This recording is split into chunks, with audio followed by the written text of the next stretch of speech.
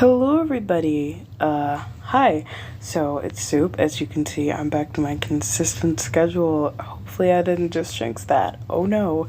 Uh, anyways though, today I bring you guys the long-awaited lore video that was supposed to be out last week, but wasn't because I wanted to post Dalaru's video, because I want to get them out of the way. So, what's different? I'm gonna have a special guest with me to do the first half of the video while I do the second. We're gonna be discussing the lore of basically the world of Awakening. Much less lore and more like region info that you probably need to know. Like if you go here, like their currency, what kind of ruling they are, like are they a democracy, are they a republic, how does that work, how do the knights work, the crops, things of that nature. So that's pretty much what we're going to be talking about here. Michael's going to go into a couple of specific details, but I will be basically explaining the general info around the world, maybe getting into some specifics, and also saying what characters live where, since that's very important. So that's what we're doing, and I'm really excited to get this started. So without any more wait, I'm gonna let Michael take over. Hi! Okay, so Soup has probably maybe said something about me if they made an intro, but yeah, I'm Michael, and today I'm going to be telling you a little bit about the world of Awakening. So, yeah, like this planet is called Aztec with a K. The planet has 5 continents, most commonly referred to as regions. Everyone's going to be calling them regions, so you might as well too. These regions are Marjoram, Bosmelia, Surtex, Zotem, and Lupus. Marjoram, the abandoned, I'll get to that. Bosmelia, the average, Surtex, the smart, Zotem, the strong, and finally, Lupus, the lazy. You guys will figure out about this later, but for now I'm just going to call it the burning of Marjoram. This is when Suzaku lit the entire continent on fire and everyone died. Anyway, so after the burning of Marjoram and the graveyard of ships was created, which is basically a bunch of ships underwater because people from Marjoram tried fleeing to Zotem, but they closed their gates and everyone froze to death. So yeah, now Marjoram is abandoned and, a little bit charred, so no one really lives there anymore. Also, 10 million people died from that, and some of them that survived left to Zotem and Bosmelia, with hence their large population. So yeah, fun times. Don't ban me, Soup, please. Anyway, yeah, so basically now I'm going to talk about the region's general info and stuff like that. So first off, let me talk about the region pins. Each region has a pin that represents them in some loose way. Bosmelia's symbol is a yellow butterfly. Bosmelia is pretty average, so theirs may or may not have a reason for it. Then we have Zotem, it's a pair of eagle wings. Surtex, which is a bee, because, they're really busy bees, get it? And we wanted all of these to be nature themed. And Marjoram's symbol is a red flower. I'm not sure if the red flower bears significance, but it does bear some symbolical significance, because you would only ever see it if you were looking at it in Zotem's museum you used to live in Marjoram, or your deceased loved ones had the pin, and now you have it, like Miki, which is, yes, my favorite character. Finally, last but not least is Lupus with the symbol of a tree. Alrighty, whew. We're in for a long ride, buddy. Okay, so next we got the temperatures, I guess. So first off, most of the regions in Aztec experience all the seasons. However, Zotem generally just experiences winter and has very short periods of other seasons. The same goes for Marjoram, but the other way around. Marjoram is always summer. Like it's always burning, even when it's not on fire. Like it's unpleasant to exist there.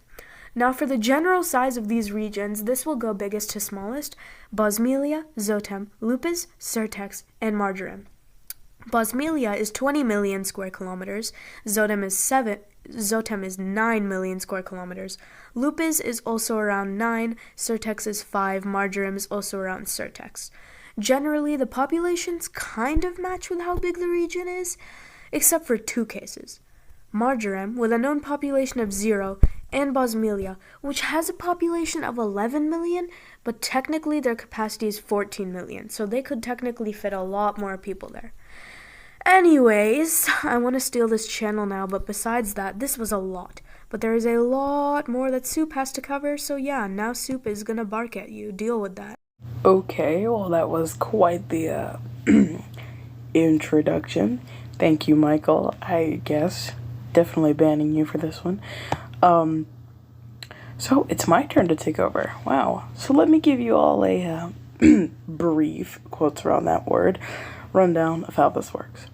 So the story takes place in a world or a planet called Aztec, which is divided into 5 respective regions. Also, just to clarify, I'm going to be repeating a couple things that Michael said.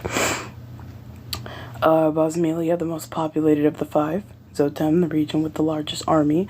Lupis is known for being rather dense, easily dumbfounded, and quite gullible. Surtex is possibly the region considered to be the smartest of the 5, with it being the home to most famous inventors, scientists, alchemists, witches, warlocks, and wizards, novelists, and entrepreneurs. In general, Aztec ranges from all types of terrain, from plains to mountain ranges, and generally experiences all weather types, with including all different kinds of people. The total population of 4 Aztec is approximately 40 million, which, as stated before, Bosmelia leads this with the most amount of people. Traveling is made possible by sailboats, as Aztec is a pre-industrialized planet and everything is done by hand, with the help of things such as the spinning jenny, flying shuttle, water wheel, etc. The following is copied directly from Discord. This is something that I said. So Aztec will basically be similar to England during the Industrial Revolution as far as inventions go. Train, spinning jenny, sea drill, etc. I think that comparison may help people visualize it. It also has a similar power pyramid. There's the common, lowest working class, there's the middle class, which would be classified as witches, warlocks, etc., just people who do potionry or adventurers and travelers. And there's the highest class, which are knights and the queens. Most people of the working common class are farmers, merchants, or thieves. Middle are the potioneers and inventors. Highest are the nobles, the queens, the knights, and the rulers in general. Because of the kind of people who live in each place, you can tell what kind of society it is. For example, Surtex is a middle-class society because of the high number of inventors and potioneers. They are furthest along as far as industrialization goes.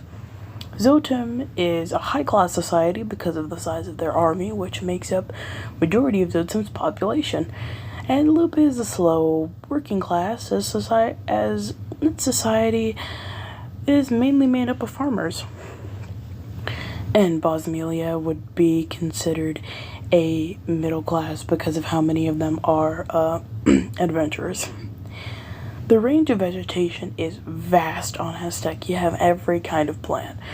Mainly only in Lupus, though, but don't tell anybody I said that.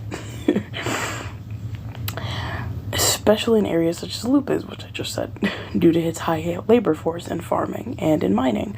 Because of this, Lupus is a key trading point for goods throughout Aztec, especially in places like Zotem, where it's extremely hard to grow vegetables, and in places like Surtex, where they need the kind of metals and materials and minerals that they have to make their very strong and powerful, inventions. So, with all that being said, because it being a key trade point, it makes it the second richest region, the first being Zotem. Upon this note, the currency used in the story is called newts, and its symbol is a capital N with one parallel vertical line going through it. $2 is equivalent to 1 newt, making it worth more than the average American dollar. For example, double however much money you have in newts, and that will be the amount of money you have in USD. 50 newts, 100 USD, or 10,000 newts is 20 USD. Also mentioning on that note, the heir to the throne are not the children of the rulers, but rather the knights.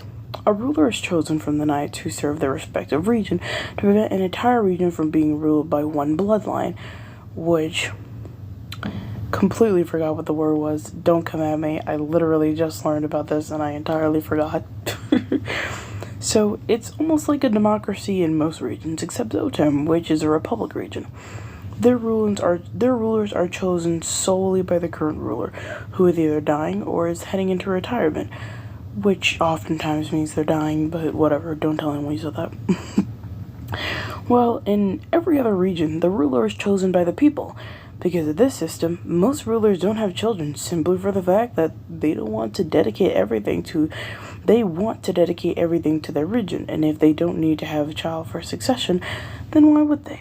Hey, I'm talking about what they think. That's not me, even though I did write this. Anyways, you also may be wondering, if a place has a big army, how on Aztec will they choose just one ruler out of everyone? This is why it's sort of a democracy. The candidates for rulers are chosen based on the current ruler. From those candidates, the people will decide who best fits the role of ruler. So that's how it's chosen, which is like why I said it's only sort of a democracy. Now, I know you all remember that I mentioned plants earlier. So if you're really curious, here actually are the most common types of crops that you can find in each area. In Bosmelia, the most common type of crop is beets and cabbage. Oh boy. Very exciting. In Zotem, the most common crop is broccoli. They must have very fun and eventful dinners. Yeah. For Surtex, the most common crop type is parsnip, asparagus, parsley, and lettuce. Pretty vast and interesting. Not really. Lupus experiences all different types of crops. All of them are grown there. There's not a single one that almost isn't grown because of all of the seasons that it experiences. If we're talking about seasonally, lupus is by far the most diverse. Bosmelia typically has slightly longer summers. Zotem is almost entirely winter, with there barely being any spot of fall anywhere. Surtex experiences all seasons pretty averagely, I suppose, but lupus is the most diverse when it comes to the different types of weather that appears per season, which is why all crops can be grown there. With that being said, the most common crop type are beans. You know, they love their beans, okay? Who doesn't love their beans? Ooh. I also think I can maybe, just a little bit, talk very quickly about the terrain type for each place. Let's see. Let's start with Bosmelia. So, Bosmelia's terrain type is mainly plains. However, there are some mountainous ranges near the border of it. By the border, I mean the area between Bosmelia and Marjoram, which actually you'll get to see a map of that, where it explains a lot, actually. Because Bosmelia and Marjoram are sort of similar to the makeup of Asia and Europe, how both continents are connected. But you'll see that in a second. For the most part, the terrain type of Zotem is mountainous. And Surtex, the most common terrain type there, really varies, mainly from valleys to plains. So, pretty flat. And then you have lupus. Alright, now, lupus has a lot of different plains. A lot of different terrain types. However, the most common are Mima mounds and grassy plains. Very fun. I love saying that. Moving on, though, we have Marjoram, which, even despite it being like this, it actually does have the most listed terrain types. You have the mesobiome, playa, makes up majority of the land. You have puddles and canyons, which are also very common.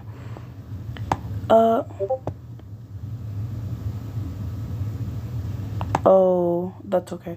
Sorry, they get a message. Oh no. Let's see, what else can we talk about? Wait a minute. I think I have an idea. Earlier, Michael had mentioned something about region symbols and what they stand for. So now, I'm gonna actually give you a little bit info of that. A little bit of info on that. The yellow butterfly for Bosmelia. Bosmelians may be average, but they tend to be the happiest out of all of the regions. The yellow symbolizes their happy and joyous nature. And the butterflies represent their freedom to travel and their wish to be everywhere and anywhere and everywhere. Then we have Zotem, eagle wings. They're fierce, strong. They see just about everything. Stealing from them is almost impossible. And on top of that, they're fierce and strong. Very predatory in a, I can't really say good way, never mind. Anyways. Certex, their symbol is the bee. Now there's two reasons why their symbol is the bee. One reason why their symbol is the bee is because they're always thinking, they're always moving around. There's never one place where it's just good enough. They want to test everywhere, see what everything has to offer. They want to be here and be there and be up there and be down here and experience everything life has to offer. And they're quick. The second reason is because their famous landmark is the bee fields, which is literally a field full of giant friendly worker bees who have huge hive homes, which earn Certex the region nickname of Bee Plateau. Moving on, we have Lupus. Now, Lupus's region symbol is a tree. They're slow growing. It takes a lot of time for them to get where they need to be. And, they're very, trust the processy. You know, it's not, getting them on your level is not something you can rush, trust me. And then Marjoram, the red flower. The red flower is to symbolize the red hydrangea. Fear, anger, discouragement. All of those come together, combined, to create the flower. It takes so long to grow. It's beautiful, but it's angry. And I'm not trying to get sentimental, so I'm going to stop there before I go off. But that's really all the info we have on Aztec. And that's pretty much the end of the video. I hope you guys enjoyed it, and if you have any questions on Aztec, feel free to ask them in the comment section. See you next time.